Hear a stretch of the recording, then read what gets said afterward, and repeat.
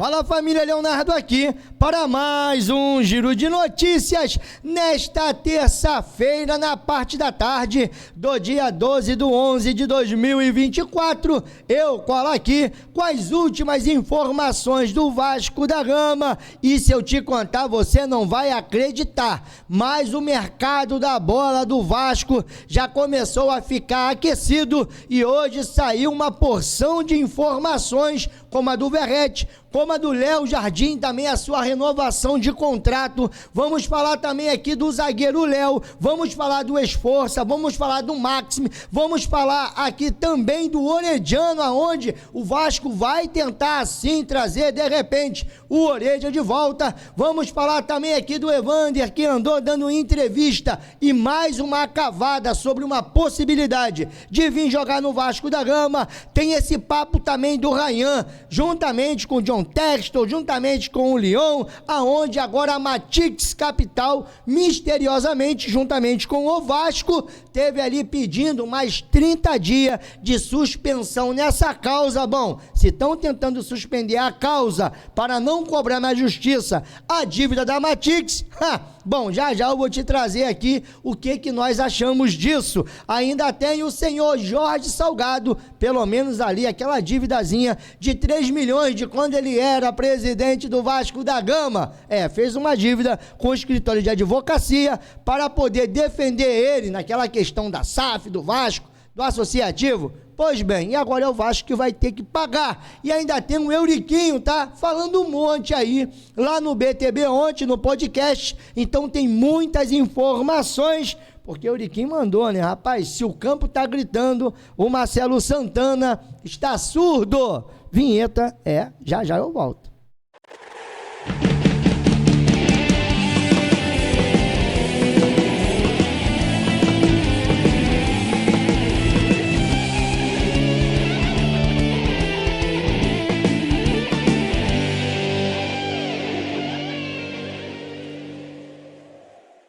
Voltamos aqui, Leonardo Canon na torcida Vascaínos, desde já agradecendo aos mais de 100 mil inscritos aqui nessa bagaça, que faça chuva, faça sol, dia, noite, não importa, tá sempre aqui me dando aquela moral, tá sempre apoiando o nosso trabalho, então muito obrigado. No final de tudo vocês comentem, se você ainda não é inscrito, bom, caso goste também do nosso trabalho, se inscreva e aquele like ajuda pra caramba. Já estamos quase chegando aqui aos 101 mil inscritos. Então, teu like aí vai ajudar demais. Agora, para não ficar somente nas nossas palavras, bom, vamos começar com uma notícia bacana. Quem é que não se lembra aqui desse dia aonde Dimitri Payet conseguiu ali, rapaz, pelo menos pegar aquela influência do Bob Dinamite, o eterno, o maior de todos que já jogaram no Vasco, e meteu esse golaço. Vou multar aqui, para não dar caô, né? Mas esse gol aqui, meu irmão,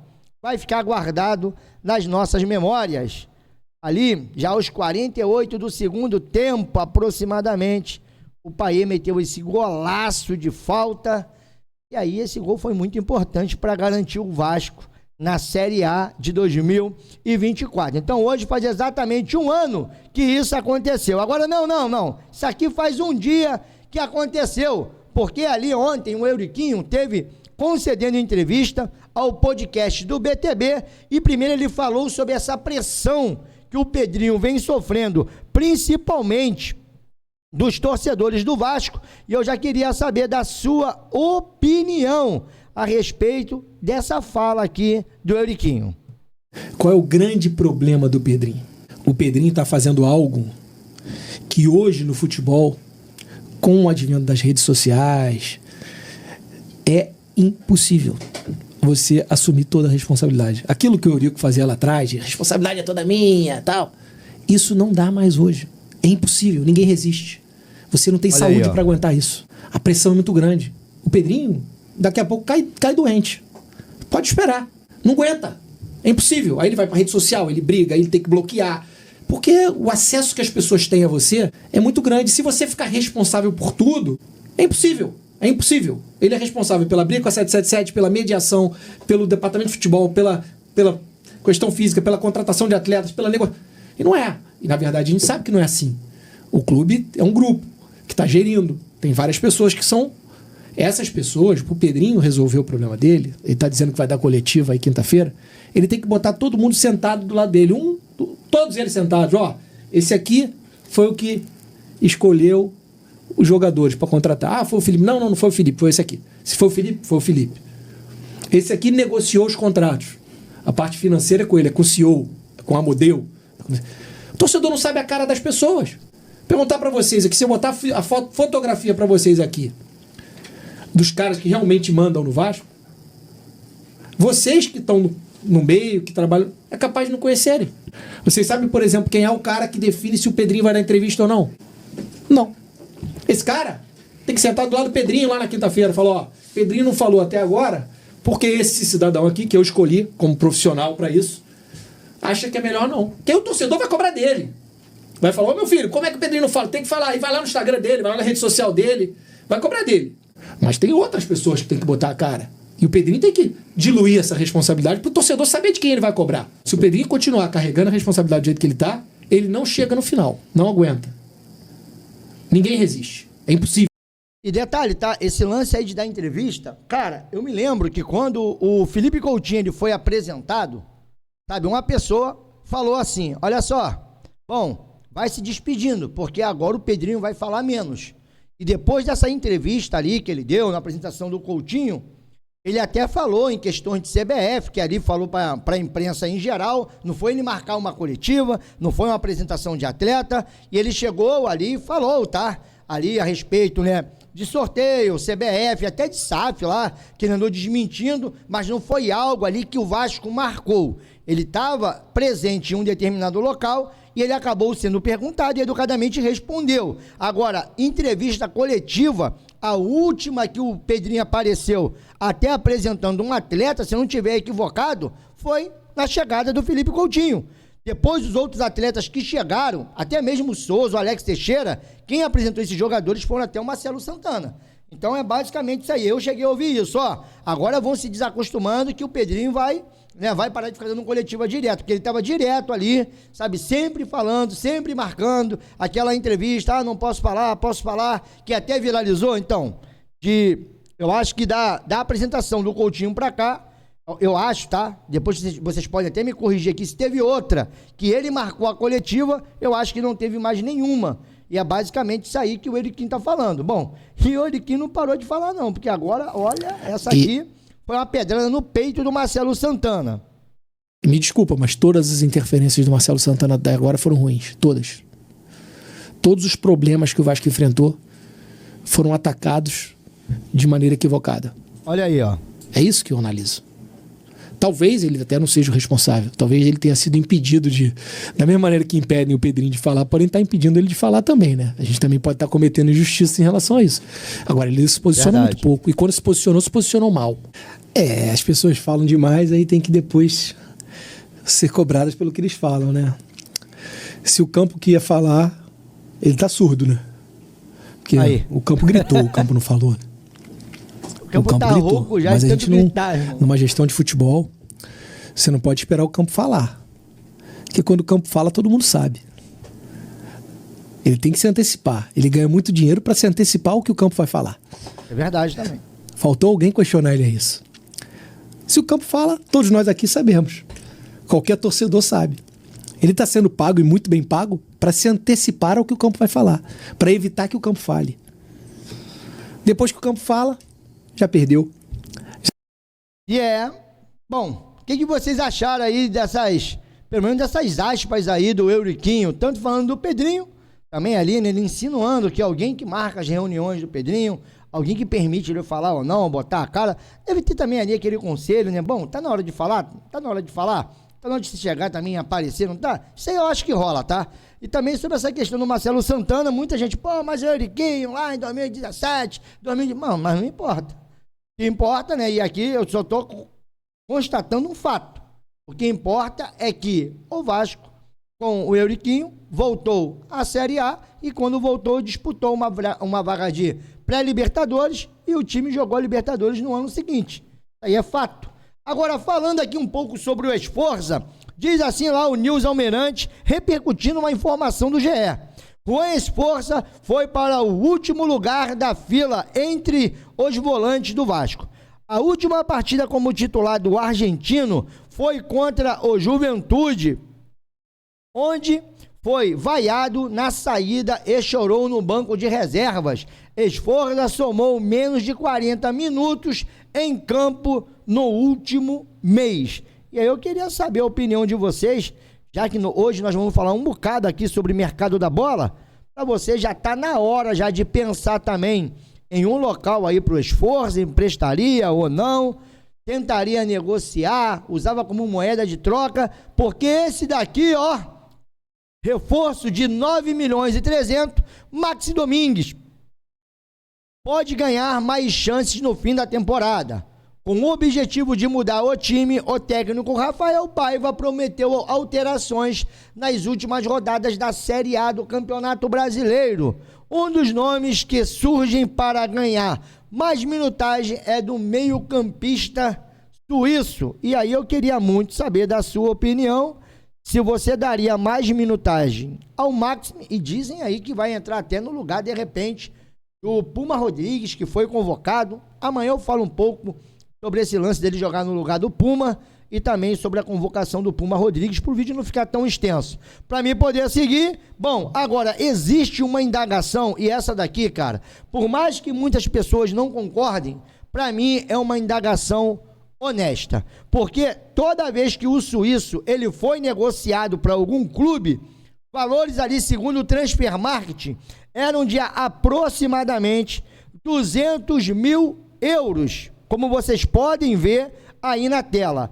Mas, cara, quando foi negociar com o Vasco, vou até dar amplitude aqui essa tela agora, 2 milhões. Ou seja, cara, os clubes pagavam ali 200 mil, seriam 10% daquilo que o Vasco pagou, 2 milhões de euros, tá? Foi o passe aí, pelo menos aquilo que diz aqui no Transfer Market. E aí eu queria saber muito da sua opinião, porque enquanto uma matéria fala que ele é um jogador de 9 milhões e pouco, muita gente diz que ele foi adquirido por 12 milhões de reais e lá o mexicano por 8 milhões, totalizando 20 milhões que o Vasco fez de investimento na última janela na contratação, tanto do Jean como do Max. E aqui, rapaz, já tem até alguns veículos falando que o Verratti possivelmente pode sair do Vasco no final do ano. Mas até então, aquela informação que nós tínhamos, que o Verratti estava insatisfeito, que prometeram coisas ao Verratti, como uma renovação que iria até 2026. Aí o Fabinho foi conversar com o staff do Verratti e ficou sabendo ali de pessoas próximas que sim, o Verratti está ansioso, ele está incomodado, porque existe sim uma promessa que foi feita ao Pablo Verratti, bom, pelo menos no meio do ano, que antes de findar esse ano, o Vasco iria sentar com eles, com seus representantes, porque o Verratti tem ali a ideia de se aposentar pelo Vasco da Gama. Outro também que pode estar deixando o Vasco no final desse ano é o zagueiro Léo. Segundo informações que vem lá do canal Mário Coelho Vasco, juntamente com Canelas, com Lineker, que existe clubes interessados no zagueiro Léo e o jogador não deve permanecer para 2025. O atleta de 28 anos tem contrato com o Vasco até o final do ano que vem. Léo quase saiu do clube no meio da temporada, mas foi convencido internamente a ficar. Bom, e um grande detalhe é que esse ano de 2024, o Léo esteve muito mal aí no desempenho, pelo menos aí no Vasco da Gama, na defesa do Vasco, e eu queria muito saber da sua opinião, se você manteria, se já está na hora de ir embora. Eu vou deixar minha opinião, tá bom? Para mim já poderia negociar, mas e aí? Para você, o Léo ainda é um bom reserva? Tem gente que acha que tem que ficar, e eu quero te ouvir aqui no nosso canal. Para mim poder seguir aqui, ó, vamos para a próxima informação, que é a do Léo Jardim, porque atualmente as conversas entre Vasco e Léo Jardim para uma renovação estão paralisadas e devem ser retomadas no final do Brasileirão. O goleiro tem o contrato com o Vasco até 2025, com uma renovação automática, caso algumas metas sejam cumpridas. Grande detalhe é que eu acho que essas metas serão cumpridas. O Léo hoje é um goleiro muito cobiçado, seu contrato vai até o final de 25, e ali, quanto menos tempo de contrato o atleta tem, é claro que também cai o valor dele. Hoje o Léo Jardim ele é cobiçado, tanto no Brasil como também tem mercado fora do Brasil, principalmente na Europa. E aí eu queria saber da sua opinião. Esperava até o final do ano, ia pagar para ver, ou já chamaria agora para renovar, para poder se calçar, caso alguém chegue aí e tente tirar aí o melhor goleiro do Brasil, na minha opinião, do Vasco da Gama. Para mim poder seguir, tem mais uma aqui, porque a comissão técnica, comandada pelo técnico Rafael Paiva, pretende entrar em contato com o Orediano. A ideia é tentar convencê-lo a retornar a São Januário. Emprestado pelo Vasco, o atacante encerrou no último sábado sua temporada no Cincinnati dos Estados Unidos. Formação vem lá da Super Rádio Tupi, e é mais uma questão que eu vou pedir a sua opinião aqui. E aí, traria o Orediano de volta? Você acha que ele tem vaga aqui no Vasco da Gama, com esse elenco que nós temos hoje, ou não? Deixa o Oredia para lá e vamos seguir a nossa vida. Eu falei que hoje o mercado da bola estava agitado, porque o nosso jornalista Deco da Colina esteve conversando com os representantes do Eric Marcos, que hoje está emprestado ao Ludogorets, lá da Bulgária. Contrato vai até os meados do ano que vem, mas surgiu uma informação sobre uma possível antecipação dessa compra. Pois bem, essa aqui são as aspas ali dos representantes do jogador.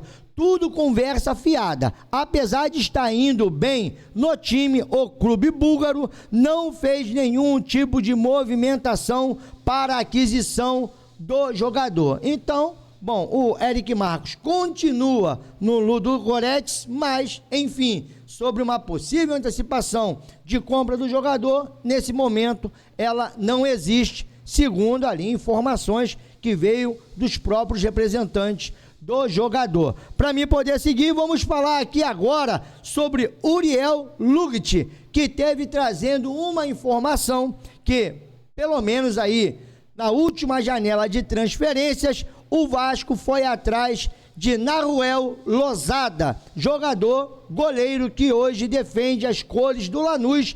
Inclusive o Lozada já teve até mesmo jogando junto com o Pirata. E a informação é a seguinte, vamos lá. O Vasco realizou uma proposta por Lozada, goleiro do Lanús.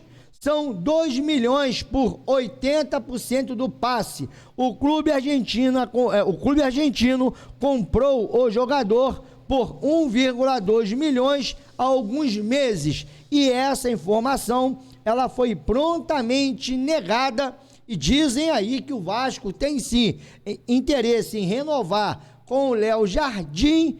Bom, contudo, porém, teve até o presidente do Lanús falando, não, olha só, por esse valor não sai daqui. Então, em que pé que o Vasco foi atrás do goleiro do Lanús para poder contratar, para ser um reserva do Léo Jardim, ou de repente está também aí aquela possibilidade de chegar uma oferta e o Léo Jardim sair no final do ano. Como eu disse aqui no início dessa matéria, o Léo Jardim ele tem muito mercado, não é só aqui no Brasil não, tá?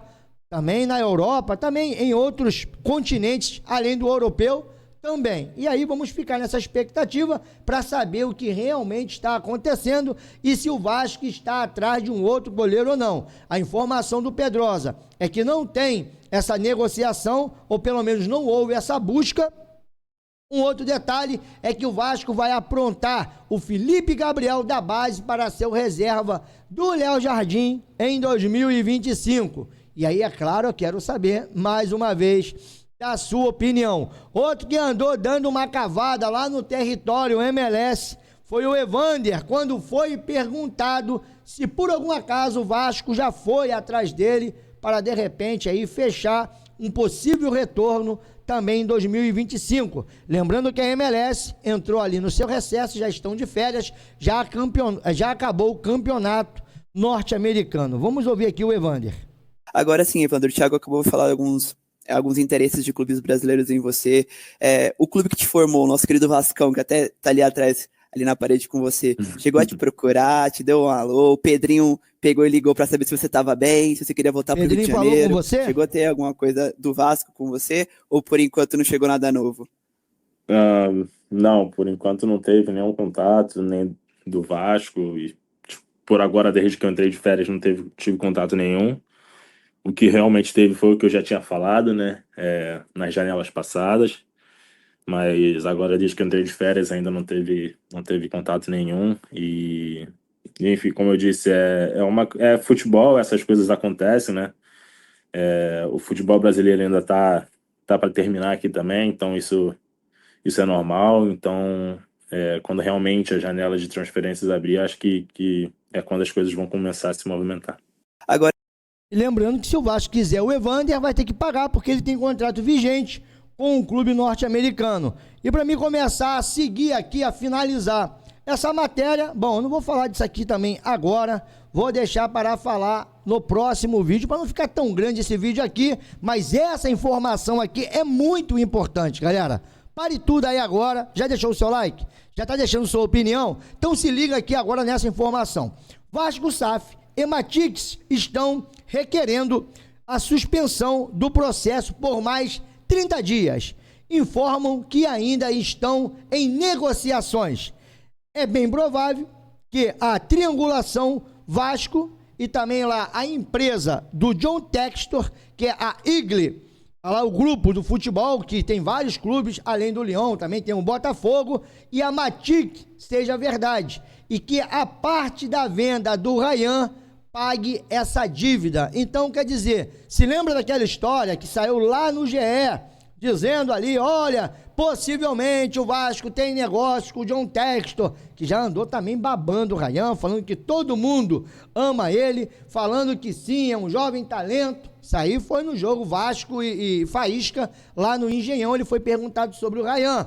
E também saiu aquela informação, pelo menos aqui, do GE, dizendo que existia uma negociação aonde, no caso ali, o Lyon iria botar uma grana, no caso o grupo do John Textor iria botar uma grana, iria ter o abatimento da dívida ali com o CEO do Botafogo, que vem a calhar também é um dos manda-chuvas lá da Matix Capital, aonde o Vasco é cobrado 15 milhões na justiça e também alguns jogos no Engenhão. Pois bem, para os caras estarem aqui simplesmente pedindo mais 30 dias para a suspensão dessa ação, porque o Vasco ainda está desenrolando com a Matix, bom, é aquele velho ditado, aonde a fumaça, há fogo. E para finalizar, já que estamos falando de justiça, que vai ser um tema muito abordado, lembrando que no dia 27 de novembro